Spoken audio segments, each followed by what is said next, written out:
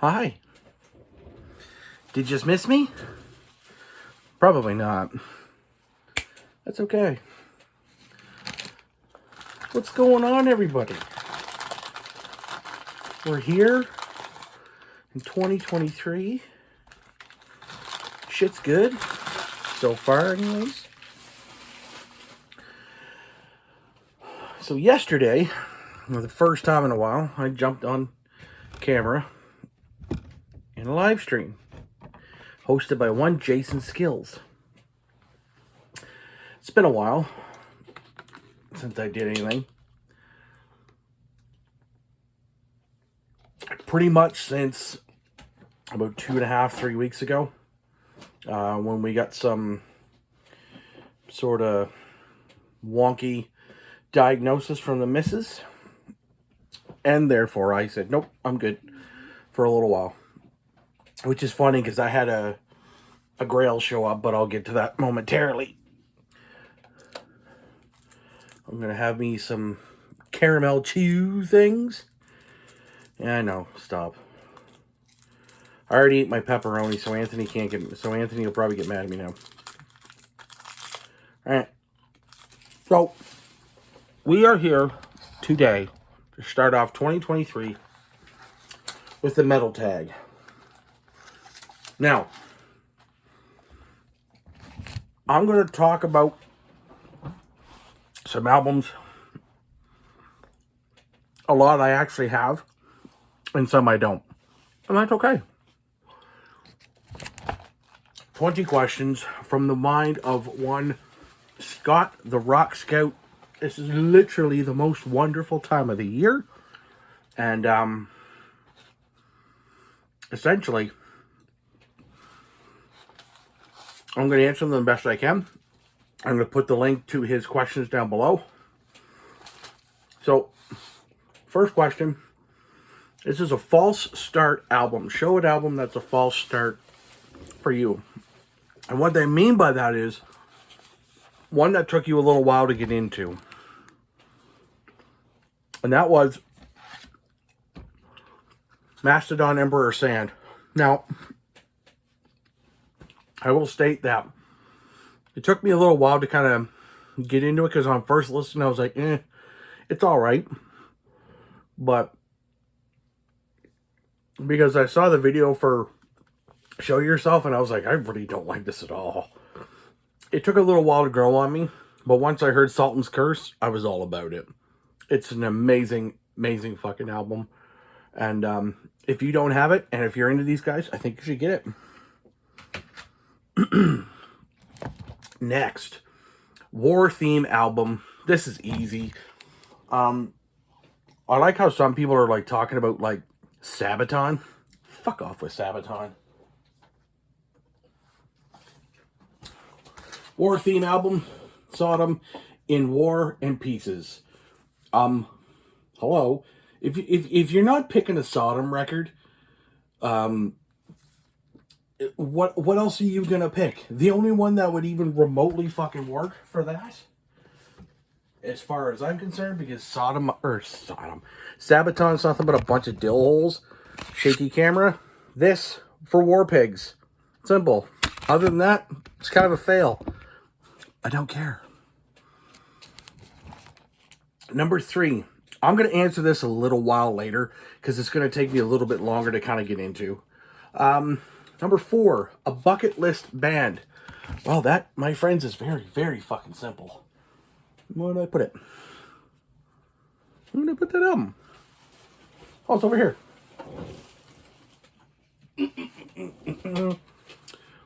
Bucket list band. Or one of them. I mean, I have a few. I have a few for sure. 100%. Oh, that's not going to work. Nope. Beep. Okay. Cannibal Corpse, In Flames, and bands like The Obsessed, Crowbar, Down. Down is definitely one of them. Okay. Album that energizes you, like really gets you fucking jazzed, ready to go. That's kind of a tie. But I'm going to pick one specific album because I don't have...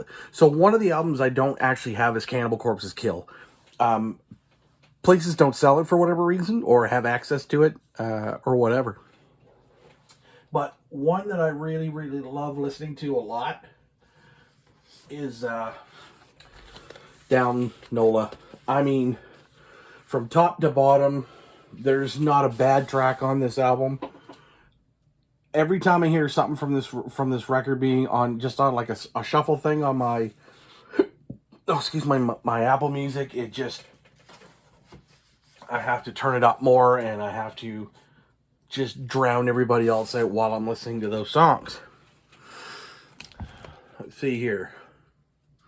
Snow or Ice album basically either has, the cover has snowy stuff on it, song, or a lyric. Now, originally I had picked Trapped Under Ice by Metallica, but I'm going with a different one because I just got this album in the mail the other day from a friend of mine. And actually, you know what? I probably shouldn't do that because he, yeah, I'll get to that later. So I won't be showing that one. I will essentially show, yeah, so Trapped Under Ice. For those of you who know, I do have the album, but I'm not sifting through a bunch of CDs. So yeah. Let's see here. I'm just kind of ripping through a couple different things here. Trying to organize myself, which I probably should have did that before it started, but haha. Okay, so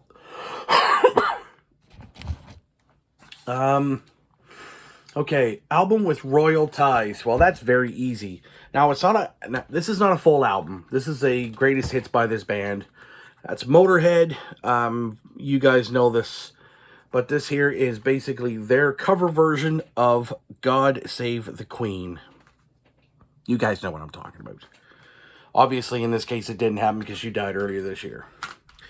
Now, that was sort of like an odd sort of one to answer, but I managed to get it out, so hey, it's all good. Okay, Green album cover. Green album cover. Metallica, Ride the Lightning. It's green. It's the misprint. The magical misprint album that I have been looking for forever. That is that. Now we have, yeah, Up Close and Person with a Beard, huh? Yes, 2021 release that you haven't listened to in a little while. Well, that's pretty easy, actually. And even though I'm a fan of this band, unfortunately, I haven't listened to this album in a while, and I finally found it. I'm surprised it actually took me this long to find the damn thing. That's Cannibal Corpse's Violent Unimagine. Just been a while since I've listened to it. It's just that simple. This was released back April 20th, I believe, is the actual date. 2021. Still a great record, though. I just haven't listened to it in a while. Okay. Best Find of 2022. This is an older record. It's one that I have been looking for a while, and I'm glad that I found it. I hope this is acceptable. But I finally found a copy of Down to A Bustle in Your Hedgerow. I have been looking for this forever. This is the last record for me to obtain to complete the discography as of now until they decide to release something else. But Phil's out with Pantera, so yeah, I guess I'm not going to be doing that for a bit. Let's see here. Now, let's see. Okay, a new band or album discovery in 2022. That band, I don't actually have the album yet. I'm actually hoping to get this sometime this year, within the first few months, and that is Hath. All That Remains. What an amazing record. Definitely one of my top albums of 2022 for sure. And it absolutely rips. Now, we have number 12. This is Album Sold to You by A Song. Now, I don't actually have that record either because you know, unavailable. Well, not really unavailable, but it's just a lot. And it's not that it's hard for me to find, but I'm trying to find a decent copy of it, and not black vinyl. I'm looking for the more deluxe version of it, and that is Asphyx Necroceros, that come out January of 2021. And yeah, the song that basically hooked me on that was The Nameless Elite. And ever since then, I've been wanting to buy it. I actually had it on order through Sunrise Records, which is the chain spot down here. So I may eventually just go and say, fuck it, and see if I can get my local guys to order it. Just easier at this point now. Okay. So albums that you're anticipating in 2023. There's actually a few of them. Just because I'm interested in seeing what the rest of it sounds like. The new Metallica record, 72 Seasons. Am I gonna buy it? It's gonna that'll remain to be seen, basically. The new Obituary, which is out in the next 11 days. In Flames has got their album coming out in February, on the 22nd, I believe. And it based off what I've heard with the first 3 or 4 singles, they have gone right back to their old sound, and I'm hoping that the rest of the record sounds like them songs, and if they do, welcome back In Flames. Another band called Iron Void. It's been, the last time they put out a record was 2018 with Excalibur, and that was an amazing blind buy for me, and just total doom stuff, and it kicks real severe ass. Wow. My 23rd album on my shelf, and I grabbed this yesterday, and that was a gift that I got in VCLT from Dan Power back in 2020. Rush's 2112. This is a 40th anniversary. Probably can't, yeah, you can see it. And it's got the original album. It has bonus tracks, which is like covers of these songs.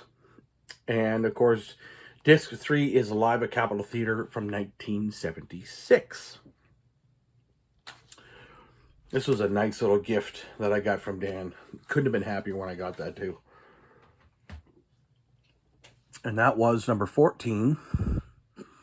So number 15, Last Album in Your Collection. This was a Christmas gift from my guitar player, Roy.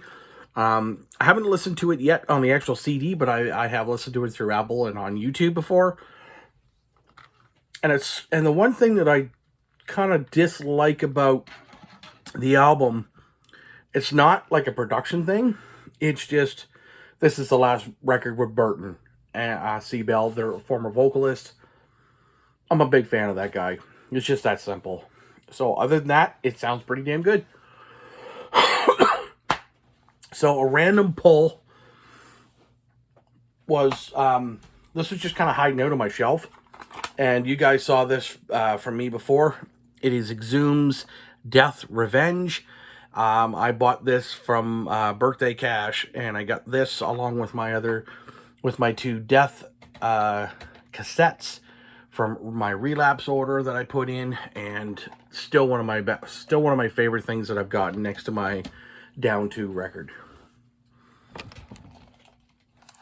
Now we'll turn the page. 17, band discovered through social media. Simple. I discover a lot of bands from metal Twitter.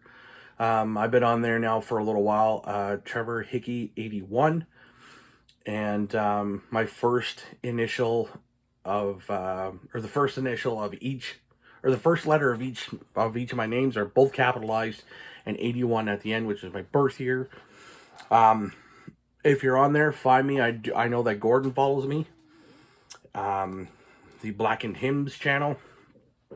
And I find every day there's some new band that I'm finding out about. And of course, YouTube, obviously. YouTube, I mean, you guys, especially on in the VC, are always talking about new bands, but Undeath is the big one, and I have yet to get. It's time to rise from the grave. I did see it up at Backstreet Records, one of my locals, and just amazing. And it's like $35, and I may have to go pick it up here pretty soon. I think.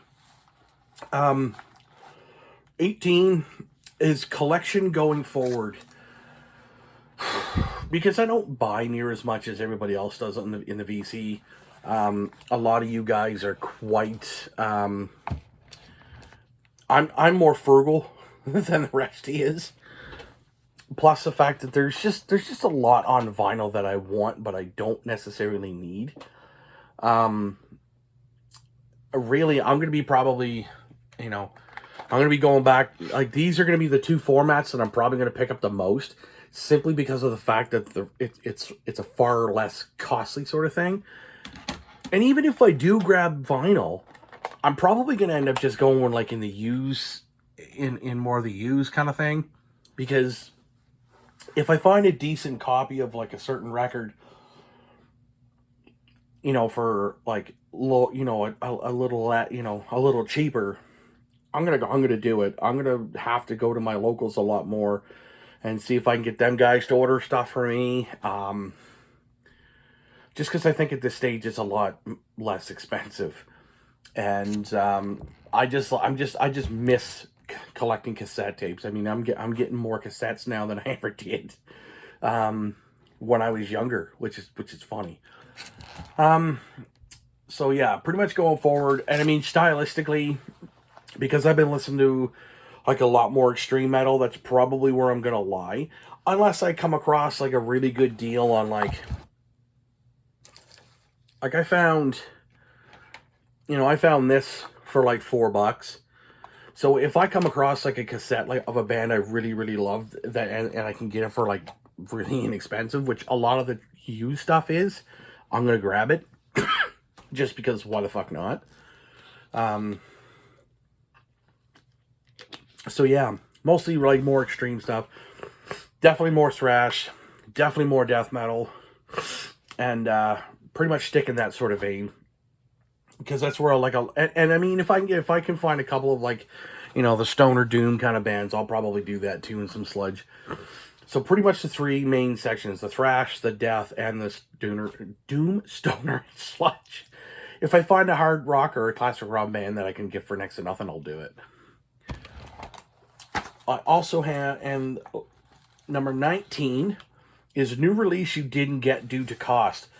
That's easy. That's Immolation's Act of God. I went looking for that not that long ago, like online, and they were talking $45-50, and I'm Canadian. I'm like, no. And some guys are like, well, why don't you just order it on in the US? Well, yeah, but it's just as expensive, because if it's like $34 or $40 US, it's going to cost me $50, $60 or more, not including the shipping. So I'm not going to go down that road because I just don't think it's worth it. If it comes down in price, then yeah, I'll probably do it. I mean, like the cost of albums these days, and sort of to kind of tie in with, the other side of things, like with the, the cheaper records. The Megadeth record that guys have been buying lately, some of them have been paying like 40, like in the UK, it's like 30, 40, 30, I've seen it anywhere from 38 to 50 quid or pounds. Fuck off. Here in Canada at Sunrise Records, it's $67. No. And no offense, but the production is great. The riffs are great, but I mean, I give it about an 8.5 out of 10 based on production and riffs. Everything else, trash. Yeah, anyways, that's here nor there with Megadeth. But yeah, $67, you can fuck off with that. Now, song that lets down an album. And I know this may seem really, really kind of tacky, but it's really hard for me to go through and pick out like some of these albums that have a song that sucks. My first initial thought process was from Down to landing on the mountains of Migadoo, but I'm gonna not with that, because this one here. So this is my favorite Death record, and Leprosy is slowly becoming my second, or actually it is my second favorite now, even though I put it at number 3 on my ranking, because because Symbolic, I think, was number 2. On this record, on side B, this pile of shit, this here is the only thing that actually lets down this album. And that's really difficult, because the rest of this record fucking kicks ass. But I don't know why the fuck they would put that on there. I don't know why, but whatever. Anywho, it's not the end of the world. It's just not, but hey.